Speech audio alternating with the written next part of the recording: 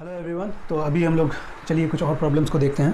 तो एक मैट्रिक्स दे रखा है, the matrix 1 2 4 3 0 6 1 1 p has one eigen value equal to 3, the sum of the other two eigen value is.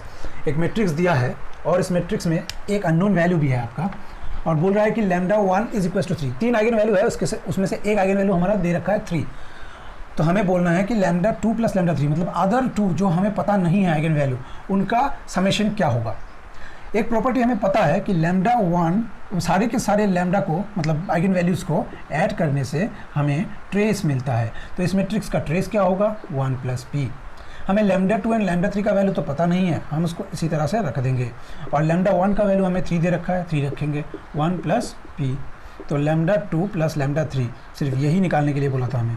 It's very simple, 1 plus P minus 3। तो ये हो जाएगा p minus 2। Your option will B option C. Okay, the next question is the eigenvalue of a 2 into 2 matrix X are minus 2 and minus 3. तो x plus I inverse into x plus 5i इसका eigen value क्या होगा। एक matrix है जो कि 2 by 2 का है, उसमें दो आइगन वैल्यूज है -2 एंड -3। तो इस एक्सप्रेशन का आइगन वैल्यू क्या होगा।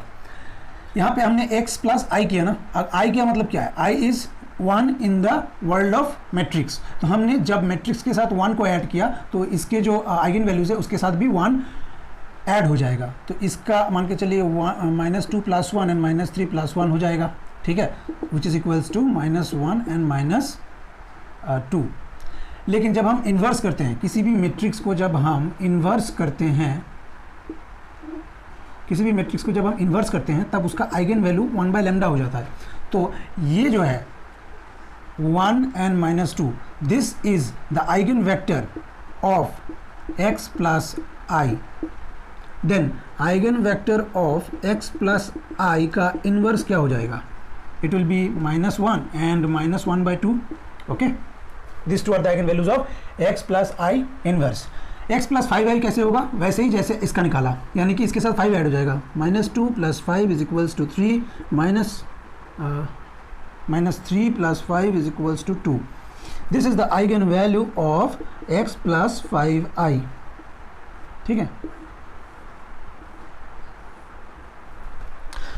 और दो मैट्रिक्स a एंड b को अगर हमने मल्टीप्लाई किया तो इसके आइगन वैल्यूज भी मल्टीप्लाई हो जाता है, इनके आइगन वैल्यूज भी मल्टीप्लाई हो जाते हैं। तो अगर हमने इसको और इसको मल्टीप्लाई किया, इसका हमें आइगन वेक्टर मिला है कौन सा वाला, -1 एंड -1 by 2, और इसका मिला है हमें 3 and 2। तो आपका eigen values of x plus I inverse into x plus 5i का हो जाएगा, इसका आपका था -1 by 2 into 3 and 2, that gives you -3 and here it will become -1. तो यही है आपका आइगन वैल्यू -1 एंड -3, ऑप्शन सी।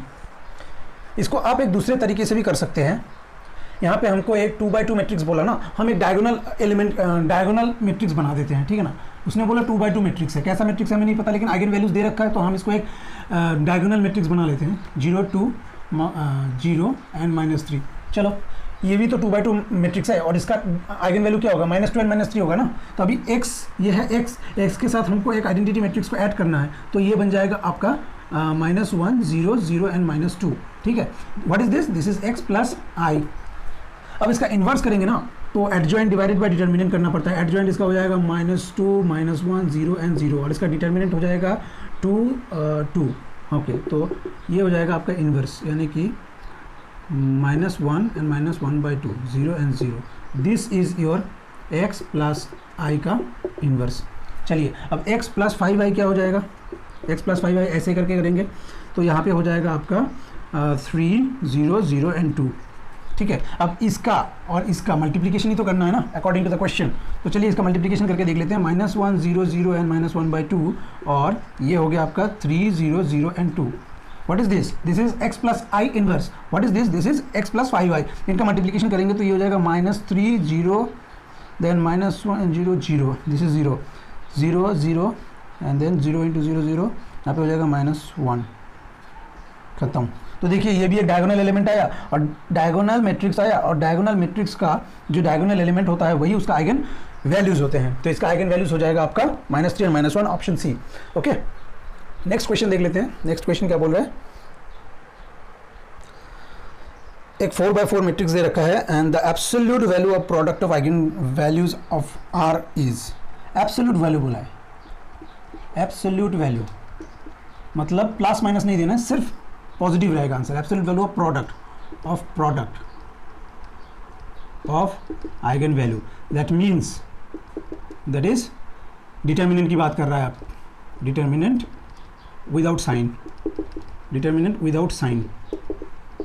चलिए आप इसका डिटर्मिनेंट निकाल लेते हैं। इसका आइगन वैल्यू कैलकुलेट करेंगे तो बहुत ही कॉम्प्लेक्स कैरेक्टरिस्टिक इक्वेशन फॉर्म होगा, लेकिन हमको अगर बोल के दिया है कि प्रोडक्ट ऑफ आइगन वैल्यू निकालना है, we know product of eigen value is equals to determinant of the matrix. तो हम इसका डिटर्मिनेंट निकालेंगे कुछ एलिमेंट्री ऑपरेशन करके, 1 2 4 8।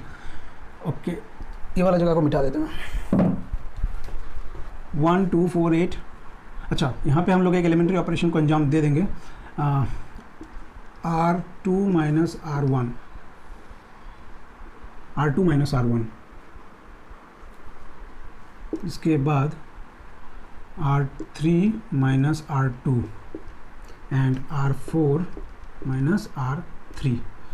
ये 3 एलिमेंट्री ऑपरेशन हम करेंगे।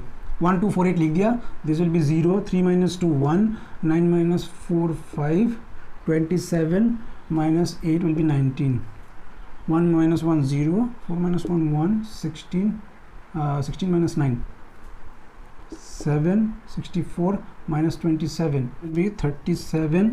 यहाँ पे हो जाएगा आपका 0, 5 माइनस 4 1, 25 9, यहाँ पे हो जाएगा आपका 61।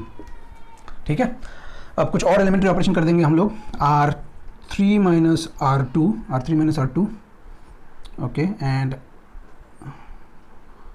R3 minus R4,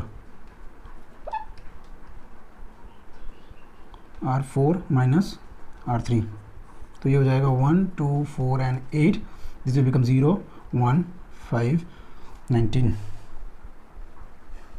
0, this minus 0 2 19, 37 minus 19 will become 18, then 0 0 2 and here 37 40 60,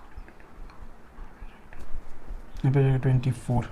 चलिए इसका डिटर्मिनेंट निकालना अभी काफ़ी आसान हो जाएगा, क्योंकि यहाँ पे तीनों के तीनों वैल्यू जब 0 आ गया तो इसका मतलब ये है कि इसका और इसका आपको माइनर कैलकुलेट करने की ज़रूरत नहीं पड़ता है, सिर्फ इसका ही करेंगे हो जाएगा। 1 हमने 1 लिखा, फिर इसको हम फ्रीज करेंगे और आपके पास एक ऐसा मैट्रिक्स बचता है। इस मैट्रिक्स को लिखेंगे 1 5 19, 0 2 18, 0 2 24। ठीक है, इसके बाद 2 के लिए लिखेंगे तो यहाँ पे तो 0 है तो अल्टीमेटली 0 आएगा। 4 के लिए लिखेंगे तो भी एक रो पूरा का पूरा 0 आएगा, तो अल्टीमेटली 4 के लिए भी पूरा 0 आएगा। ये वाला मैट्रिक्स का एक रो पूरा 0 आ जाएगा, तो ये अल्टीमेटली 0 हो जाएगा इसका डिटर्मिनेंट। तो इन सब के लिए लिखने की ज़रूरत नहीं है। अब आप देख सकते हैं कि इसके लिए भी ये 2 0 है ना, तो इसका मतलब ये है कि आपको 5 और 19 के लिए भी लिखने की ज़रूरत नहीं है, सिर्फ 1 के लिए लिखेंगे। तो 1, अब इस 1 के लिए लिखेंगे 1, फिर 2 × 24 माइनस, एक और एलिमेंट्री ऑपरेशन कर देते तो अच्छा होता, ठीक है कोई बात नहीं। 24 × 2 48 माइनस 36, सो 1 1, यहाँ पे हो जाएगा आपका 12, सो योर आंसर इज 12। तो यहाँ पे absolute value of product of eigen values are 12। Okay, चलिए अभी नेक्स्ट क्वेश्चन को देखते हैं। एक मैट्रिक्स दे रखा है आपका 3x3 मैट्रिक्स और उसका आइगन वैल्यू निकालना है। ठीक है, so how to find out the eigen values. Characteristic equation लिखना होता है, a माइनस लेमडा आई का डिटर्मिनेंट करके उसको इक्वेट करना है 0 से, तब जाके आपको आइगन वैल्यूज मिल जाएगा। ठीक है, तो यहाँ पे 1 minus lambda minus 1 5 0, 5 minus lambda 6 0, minus 6 5 minus lambda. Okay, इसका डिटर्मिनेंट वैल्यू निकाल के 0 से इक्वेट करना है। तो 1 माइनस लेमडा डिटर्मिनेंट निकालना है, तो कैसे करेंगे, 5 minus lambda, 5 minus lambda minus minus plus 36 is equal to 0। बाकियों के लिए लिखने की ज़रूरत नहीं है क्योंकि यहाँ पे ये 0 है तो वो भी 0 ही आ जाएगा, ठीक है।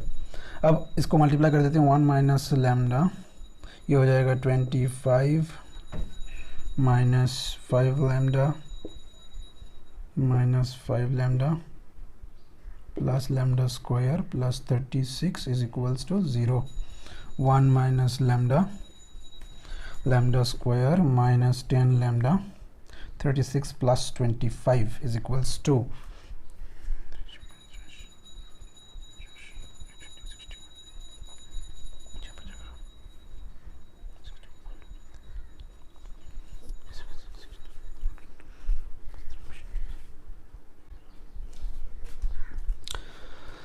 ओके। तो यहाँ पे लैम्डा का एक वैल्यू तो हमें पता है 1 आएगा, बाकी यहाँ से 2 और आएगा, हम इसको सॉल्व कर लेते हैं। लैम्डा का वैल्यू आएगा 10 plus minus square root of 100 minus 4 into AC 61 पे आ जाएगा 244 यहाँ पे आ जाएगा आपका 2, और यहाँ पे लैम्डा का वैल्यू एक और आया था 1, यहाँ पे आएगा आपका 2 10 प्लस माइनस यहाँ पे हो जाएगा माइनस 144। इसको थोड़ा एक्सटेंड कर लो यहाँ पे, तो लैम्डा का वैल्यू आ जाएगा आपका यहाँ पे 10 प्लस माइनस आई, माइनस है ना स्क्वायर रूट के अंदर तो आई हो जाएगा इमेजिनरी, एंड 12 यहाँ पे आ जाएगा आपका 2, तो होगा 5 प्लस माइनस आई इंटू 6 लैम्डा का वैल्यू। तो लैम्डा का आपको 3 वैल्यू आया। लैम्डा का क्या क्या वैल्यू आया आपका? लैम्डा का पहला वैल्यू आया 1, लैम्डा का दूसरा वैल्यू आया आपका 5 प्लस 6i, लैम्डा का तीसरा वैल्यू आया आपका 5 minus 6i। So option will B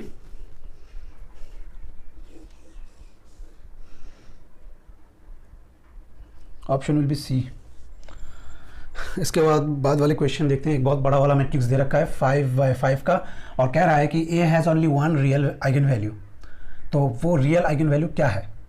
यहाँ पे बोल रहा है 1 real eigen value, 1 eigen value नहीं बोल रहा है, 1 रियल आइगन वैल्यू। जैसे इस केस में देखिए यहाँ पे 3 आइगन वैल्यू है आपका, लेकिन रियल आइगन वैल्यू सिर्फ एक है, रियल आइगन वैल्यू सिर्फ एक है, बाकी दोनों कॉम्प्लेक्स है। तो यहाँ पे in this case also eigen value तो आपका कम से कम 5 आएगा ही लगभग, तो 5 में से एक है रियल और बाकी या तो इमेजिनरी है या फिर कॉम्प्लेक्स है, यही बोल रहा है, ठीक है। तो कौन सा वाला होगा? अब हम ये कैसे बता सकते हैं? इसका एक ट्रिक है। ट्रिक ये कहता है कि ये एक प्रॉपर्टी है, मतलब आइगन वैल्यू का हमने बताया था इससे पहले भी। अगर आपका सभी रो, ये वाला प्रॉब्लम भी हमने डिस्कस किया था, अगर सभी रो और सभी कॉलम का एडिशन आपको सेम रिजल्ट देता है, आप इसको ऐड करेंगे तो आपको मिलेगा 15, इस सबको आप ऐड करेंगे आपको मिलेगा 15, इन सबको ऐड करेंगे 15 मिलेगा, इसको ऐड करेंगे 15 मिलेगा, 15 मिलेगा, इधर से भी ऐड करेंगे तो 15 मिलेगा सबका। अगर ऐसा केस हुआ कि आपका सारे रो एंड कॉलम का एडिशन इस तरह से 15 आ रहा है, तो आप कह सकते हो जितने भी आइगन वैल्यूज है उनमें से एक आइगन वैल्यू ऐसा जरूर होगा जिसका वैल्यू होगा 15, ठीक है। तो बाकी के आइगन वैल्यूज तो हम कैलकुलेट नहीं कर सकते, इतना बड़ा है, इतना बड़ा इसका कैरेक्टरिस्टिक इक्वेशन बनेगा तो हम कैलकुलेट नहीं कर सकते, लेकिन हम बता सकते हैं कि 1 ये 15 तो रियल वैल्यू है ना, तो रियल आइगन वैल्यू एक वैल्यू 15 है। सो 1 real eigen value of this matrix will be the summation of its row elements or any column elements, that is 15। Option C है ये, ठीक है। सारे रो एंड कॉलम को ऐड करके अगर सबका रिजल्ट सेम आया तो हम कहेंगे कि एक आइगन वैल्यू ऐसा जरूर होगा जिसका वैल्यू 15 होगा, बाकी के बारे में हमको नहीं पता। नेक्स्ट क्वेश्चन इज, ये कह रहा है कि एक मैट्रिक्स है, इसमें ए आई जे यानी कि इसके एलिमेंट का कंडीशन दे रखा है I for I is equals to J और 0 अदरवाइज। तो चलिए इस मैट्रिक्स को डिजाइन कर लेते हैं। पहले तो आई इक्वल्स टू जे कहाँ पे होता है? सिर्फ डायगन्स में ही आई इक्वल्स टू जे होता है। क्यों? ए आई जे जो लिखते हैं वो ऐसे लिखते हैं, A11 A12 A13 A21 A22, यहाँ पे होगा A33। तो आपके सारे डायगन में आपका आई एंड जे बराबर होता है, और इसी जगह में आपको आपका वैल्यू लिखना है आई का। तो यहाँ पे आई का वैल्यू 1 है, तो दूसरे में आई का वैल्यू 2 होगा, इसमें 3 होगा।